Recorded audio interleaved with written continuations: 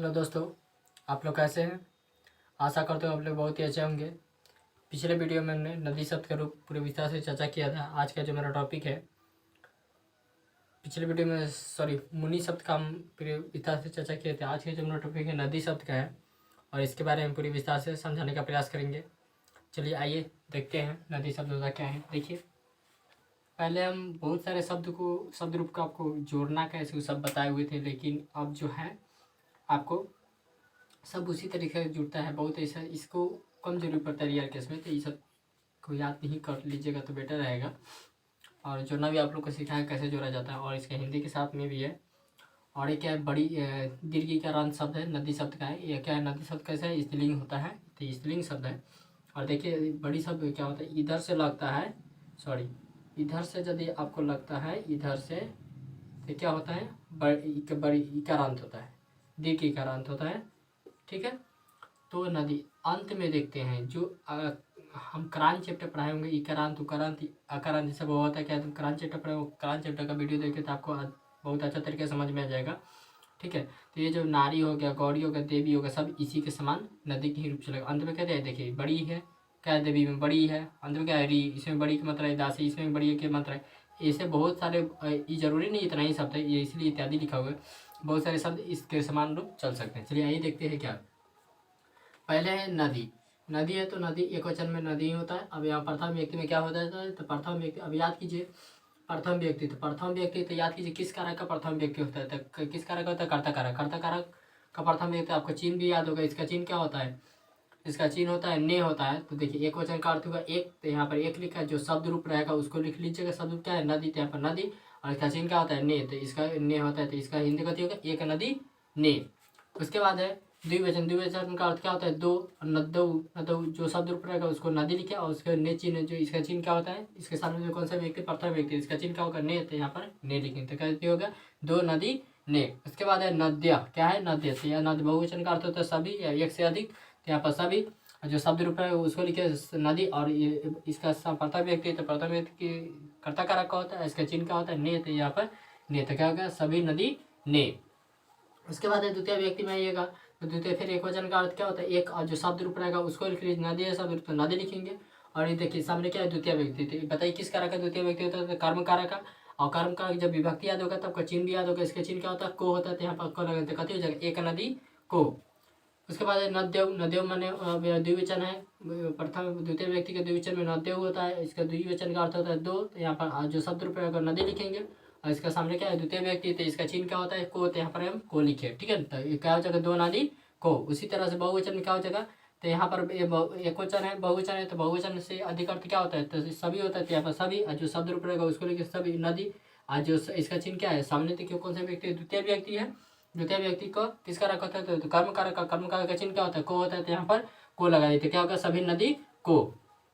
उसके बाद है तृतीय व्यक्ति में, तृतीय व्यक्ति इसके क्या है, नदा है, तो इससे एक वचन का अर्थ क्या है, एक है, तो एक लिखे, जो शब्द रूप रहेगा उसको लिखे नदी। और इसका चिन्ह क्या होता है, से या के द्वारा होता है, दो तरह के चिन्ह होता है इसका। ठीक है ना, तो यहाँ पर इसके सामने देखिए तृतीय व्यक्ति, तो याद कीजिए किस कारक का तृतीय व्यक्ति होता है, तो आपको करण कारक होता है। आपको तृतीय विभक्ति याद है तो आपको चिन्ह भी याद होगा, जाहिर सी बात है। तो चिन्ह भी याद होगा, तो यहाँ पर कहते हैं इसका चिन्ह दो तरह के होता है इसका, तो इसलिए इसका हिंदी एक नदी से भी बोल सकते हैं, एक नदी के द्वारा भी बोल सकते हैं। दोनों में से कोई भी चिन्ह का प्रयोग करके आप हिंदी बोल सकते हैं। ठीक है, आगे देखिए नदी व्याम है, तो दो, द्विवचन का अर्थ क्या होता है, दो होता है। द्विवचन का अर्थ दो होता है, तो यहाँ पर दो लिखा, और नदी जो शब्द रूप है उसको लिखेंगे। और इसके बाद इसका चिन्ह क्या होता है, अभी देखिए दोनों चिन्ह यहाँ पर प्रयोग ना किए हैं क्योंकि जगह का भाव, इसलिए दो नदी से आप बोल सकते हैं, दो नदी के द्वारा भी बोल सकते हैं, आप कॉपी में लिख सकते हैं। उसके बाद है नदी भी, तो यहाँ पर बहुवचन का अर्थ होता है सभी, और जो शब्द रूप है उसको लिखे नदी, और इसका चिन्ह क्या होता है, से, तो यहाँ पर सभी नदी से। ठीक है, आगे देखिए चतुर्थी व्यक्ति में आता है। चतुर्थी व्यक्ति में क्या होता है, नद्यई होता है, नद्यई, नदई होता है, तो एक वचन का अर्थ होता है एक, जो शब्द रूप रहेगा उसको लिखे नदी। इसका चिन्ह सामने के चतुर्थी व्यक्ति, चतुर्थी व्यक्ति का किसका रखा होता है, संप्रदान का। संप्रदान का चिन्ह क्या होता है, के लिए होता है, तो यहाँ पर क्या लिखे, के लिए, तो क्या हो जाए, एक नदी के लिए। उसके बाद है द्विवचन। द्विवचन का अर्थ क्या होता है, दो होता है, जो शब्द रूप क्या है, नदी, तो यहाँ पर नदी, और जो शब्द रूप है इसका चिन्ह क्या होता है, के लिए, तो यहाँ पर के लिखे, नो, दो नदी, तो क्या हो जाएगा, दो नदी के लिए।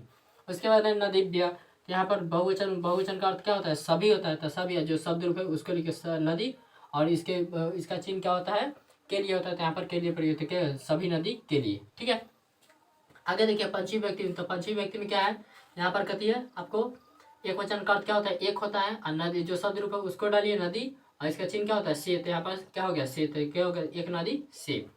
उसके बाद है दो नदी, वचन का अर्थ होता है दो, और जो शब्द रूप है उसको डालिए नदी, और उसके बाद इसका चिन्ह क्या होता है, से, तो दो नदी से। अब देखिए दोनों में समीप में से लगा होते हैं, दोनों का सेम चिन्ह है, दोनों में अंतर है। जो करण कारक प्रधान कारक चैप्टर पढ़ाएंगे तो उसमें अंतर आप बताएंगे, जाकर देखिएगा तो आपको समझ में आ जाएगा। क्लास कीजिएगा, पीछे की क्लास आप लोग को छूटा होगा, वो बच्चा को नहीं समझ में आएगा, इसीलिए शुरू से क्लास कीजिएगा तब जाके समझ में आएगा। चलिए आगे देखिए षष्ठी व्यक्ति। षष्ठी व्यक्ति में क्या होता है, एक वचन का अर्थ होता है एक, इसका षष्ठी व्यक्ति में एक वचन का अर्थ होता है एक, और जो शब्द रूप है उसको डाली नदी, इसका चिन्ह क्या होता है, काकी के, तीनों चिन्ह होते हैं, इसलिए हम फॉरवर्ड स्लैश देके लिख दिए, 3 बार लिखते ऐसे पूरा लिखते तो 3 बार लिखा था, एक नदी का, एक नदी की, एक नदी के, इसलिए फॉरवर्ड स्लैश देके एक के बार में लिखती है। एक नदी का भी बोल सकते हैं, एक नदी की भी बोल सकते हैं, एक नदी के भी बोल सकते हैं, ठीक है। उसके बाद द्विवचन, द्विवचन का अर्थ क्या होता है, दो होता है, जो शब्द रूप है उसको नदी डाले।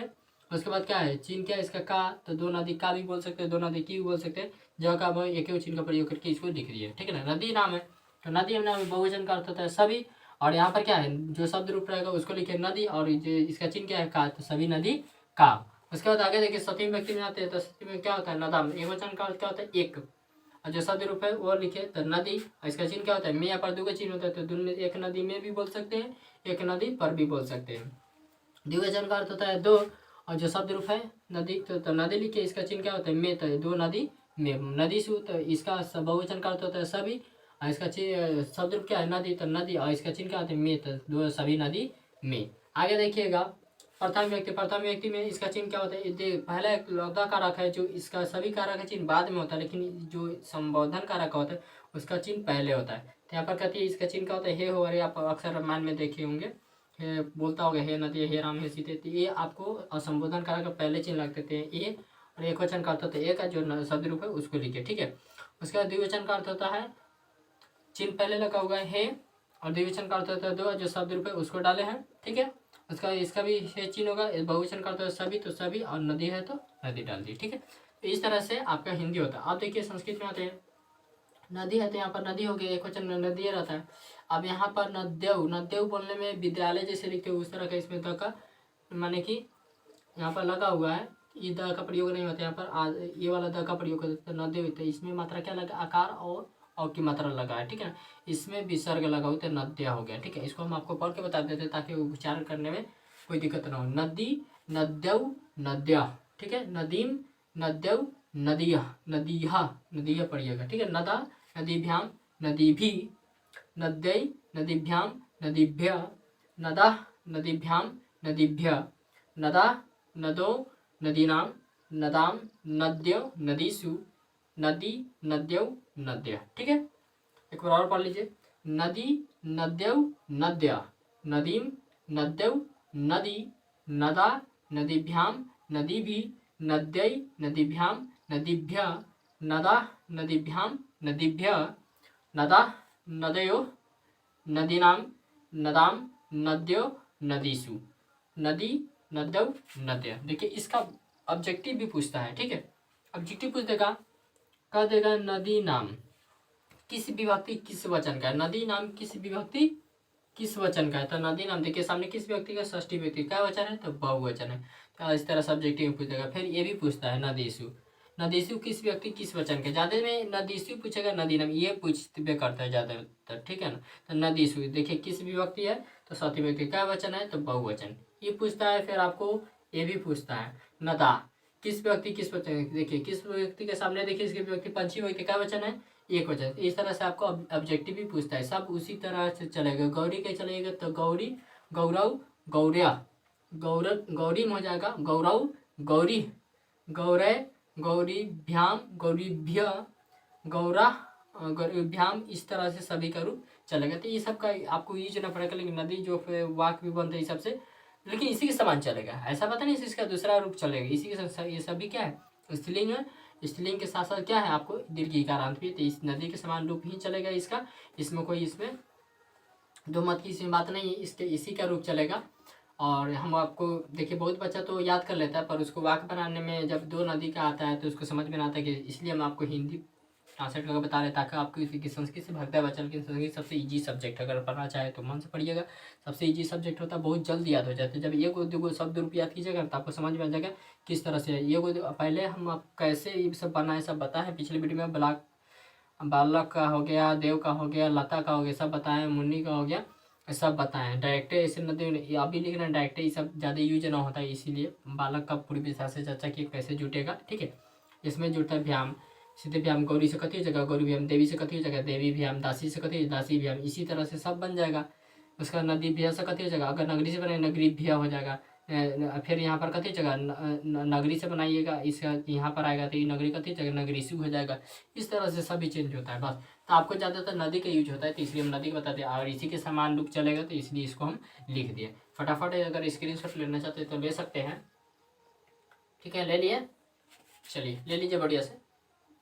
चलिए, तो हमको पूरा उम्मीद है आपको जो नदी शब्द का रूप था यह पूरा बढ़िया से समझ में आया होगा। चलिए, अगर आपको वीडियो अच्छा लगा हो तो इसे लाइक शेयर सब्सक्राइब जरूर कीजिएगा, और अपने दोस्तों को भी पास भी शेयर कीजिएगा। वीडियो देखने के लिए बहुत बहुत धन्यवाद।